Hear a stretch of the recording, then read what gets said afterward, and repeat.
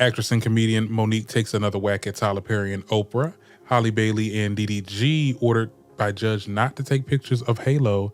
We got to talk about these fledgling numbers over there with Cardi B and the Imaginary Players. All that and more coming up on the Weekly App.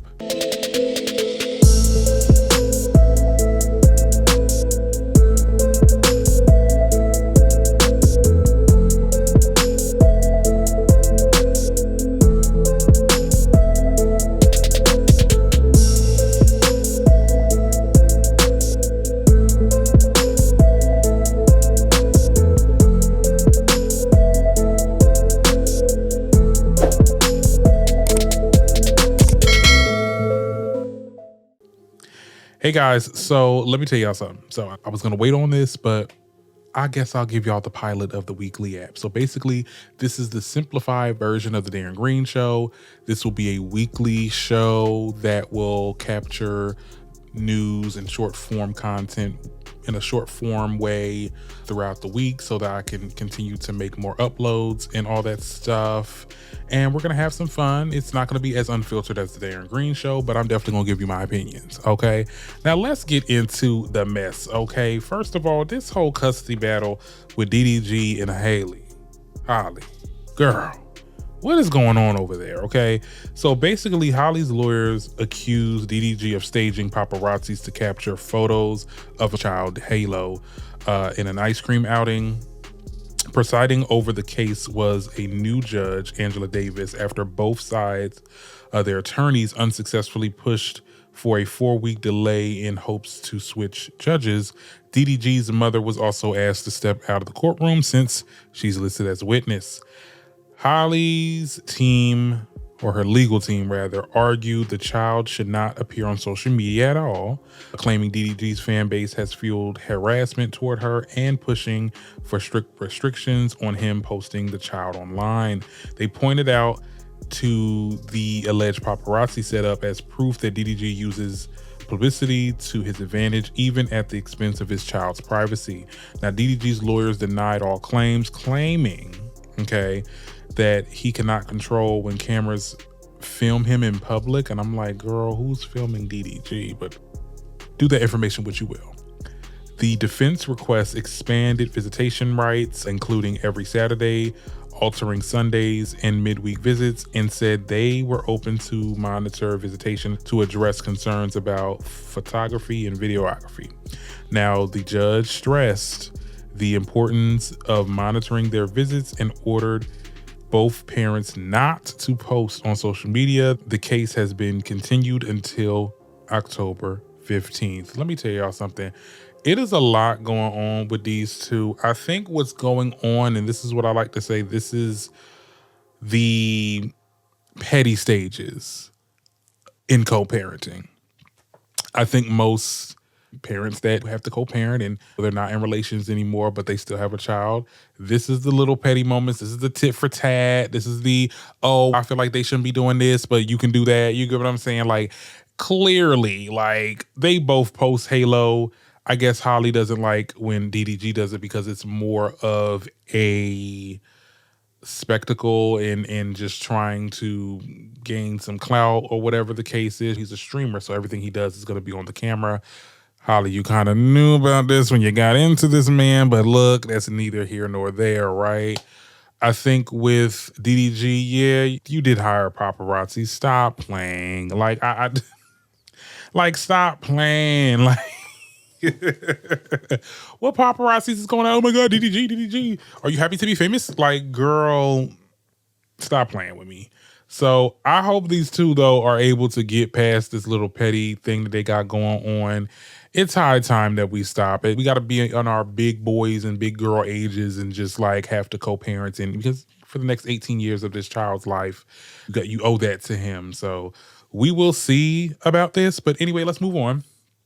Now, I want to talk about Monique because that was another thing that was going on this week now, child. She did an interview with T.S. Madison, right? It was for the Outlaws podcast. And they talked about an array of different things, but mainly what people are talking about is her words on Tyler Perry, Oprah Winfrey, okay? Now, I'm going to play you what she said about Oprah first. And then I'm going to give you guys my thoughts. No, I'm going to play Tyler as well. So we're going to play both of it. Okay, let's get into it. And there's two parts to Oprah Winfrey that I haven't really spoken about publicly. The other part with Oprah Winfrey is, yeah, you let me get thrown under the bus and you said nothing. The other part is you mess with my family. You mess with my mother, my father. She called me about my brother, right? And I said, listen, everybody can change. He wanted to apologize for molesting me. She said, Monique, would it be okay that he comes on? And would you like to come on? I said, I don't want nothing to do with that cat, but I don't want to get in the way of his blessing. If he's changing, I don't want to stop that. She never said my mother. She never said my father. Now, I know who my parents were because they're both gone. I know who they are. I know my mother's greed. I know my father's greed. And you did not say that you were going to have my parents, because had you said you had my mother. Now, we had a conversation and I said to her, me and my mother are not in a good place. Now, she said some things to me about her mother and father, which I'll never repeat, because I'm thinking we're having a sister moment. Yeah. So I shared some things with her about my mother, sometime in tears, and we talking. And then you go put my mother on your show. Yeah, we got a problem. We have a problem. And because it's Hollywood, oh, Monique, just don't say nothing. That's my mother. Yeah. And I didn't want the world to see my mother like that. So now when I'm in the Walmart, when I'm in the store, and before y'all say anything, this was Walmart years ago. Yeah. Okay, this was when they had DEI still going on, shit. I'm in the store and the elderly women are coming up to me saying, your mama ain't shit, baby. We here for you. That's still my mother. So now I got to look at this elderly woman and say, you got to be respectful. But she watched that woman sit there and support the man that molested me. So me and Oprah Winfrey, T.S. Madison, I thought I was talking to a sister. I did not know I was talking to an enemy. Okay, and we can stop there. The thing about this is, because I see a lot of comments, it's pretty much it's a little bit of a mixed review. Some people are saying that, oh my God, Monique, get over it. Other people are saying, like, you can't tell nobody how to deal with a situation when somebody did some messed up stuff to them. And that echoes into the whole Tyler Perry thing. We can go ahead and hear what she had to say about Tyler Perry. Lies and the stories and all the stuff that people put, because I'm growing into my star. You've been a star way longer than me. One of the biggest entertainers in the world is Tyler Perry. And Tyler Perry told a lie on me. And that lie cost me 12 years of my career. 12. And I know that you work for that man. But as I told you before, and I'm going to say it again, until he fixes it, I will not stop, because that's how the monster is created. We're too afraid. We're too scared. We're too fearful that you're going to take something from me. So I'm just not going to say anything. Harvey Weinstein is where? He's in jail. Now that's been going on for decades, but everybody said, let it go. Don't say nothing, which allowed that man to do more damage to women over the decades. As long as I can help it, I'm saying, Tyler Perry, you will not do this to another, as long as I can help it, because you told a lie. So when it comes to the whole Tyler Perry situation, and even the Oprah situation, if we want to go back to that, yeah, that is messed up. You had this woman's mother on here. And for the people that are in the comments that are saying, oh, she need to get over her, we get it already, we get it, we talked about this. I said, nah, keep your foot on Oprah's neck. Because, like, I feel like we really brushed past what she did to Monique. Let's be very clear. She said she was fine with the brother coming on, but you also had her whole entire family come on. As Monique said about her family being attention-seeking and looking for their next powder or whatever the case is, that wasn't your place, Oprah. That really was not your place. And I feel like if it were me, yes, I'm beefing with you. We're going to beef forever. That's just me. As for the Tyler Perry stuff, you mess with her livelihood. She got blackballed. You and Lee Daniels messed with this woman's livelihood. She was supposed to skyrocket after she got that damn Oscar. And she kind of just stayed stagnant and did smaller roles and was lowballed. So I think that for the people that are saying that she needs to get over it, no, until it happens to you, I think we really got to be careful about what we're saying when we say that. Okay? Anyway, let's move on to the next topic. We got another topic before we get into the topic, honey. Why they dragging Keke Palmer?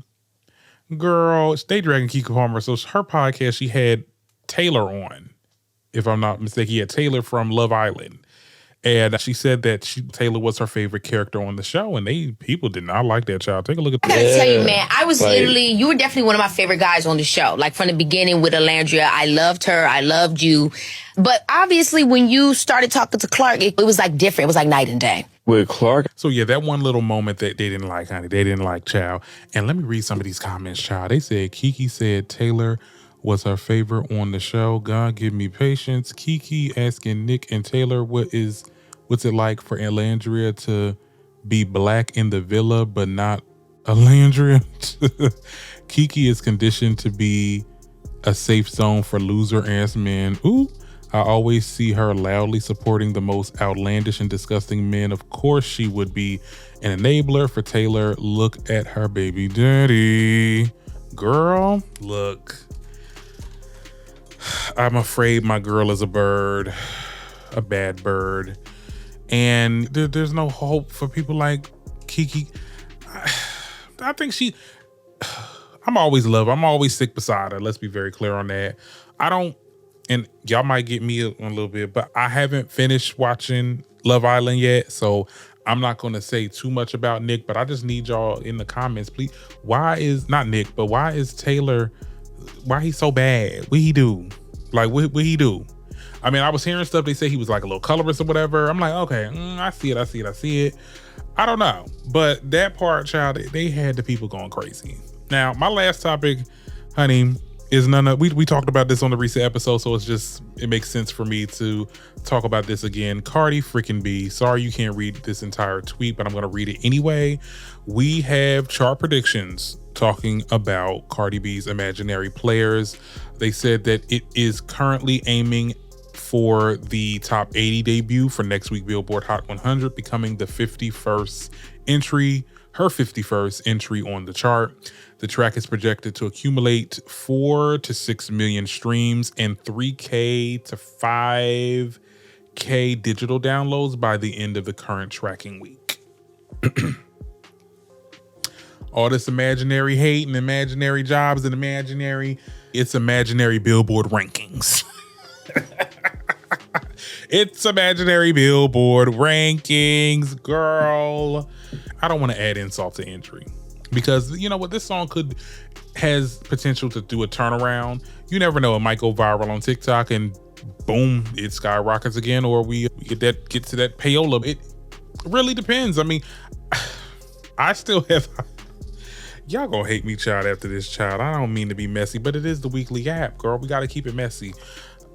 I think that it's still too soon and we don't know where this song is going to go. I'm going to give her a little bit of a benefit of a doubt. And I definitely am still interested to see what she has to offer for this album. It's been 7 goddamn years. Hell yeah, I'm going to do a damn reaction to it. Okay, so be up on that.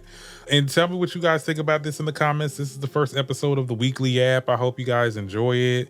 Like I said, this is a pilot episode, so we're doing a little bit of experimentation. Hope you guys like the intro.